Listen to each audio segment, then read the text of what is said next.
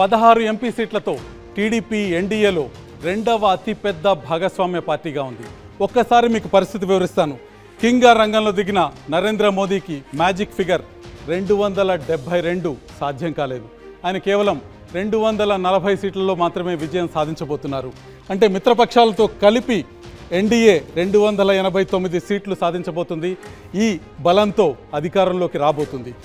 కాకపోతే రెండు మిత్రపక్షాలు తెలుగుదేశం జనసేనకు సంబంధించిన 18 సీట్లు 289 సీట్లలో నుంచి తగ్గిస్తే కేవలం 271 సీట్లతోనే ప్రభుత్వం నిలబడాల్సి ఉంటుంది. ఇది మైనారిటీ ప్రభుత్వం అవుతుంది. ప్రభుత్వం పడిపోయే అవకాశం ఉంటుంది. కాబట్టి కింగ్ మేకర్లుగా ఇద్దరు నిలుస్తున్నారు, గేమ్ చేంజర్లుగా ఇద్దరు నిలుస్తున్నారు.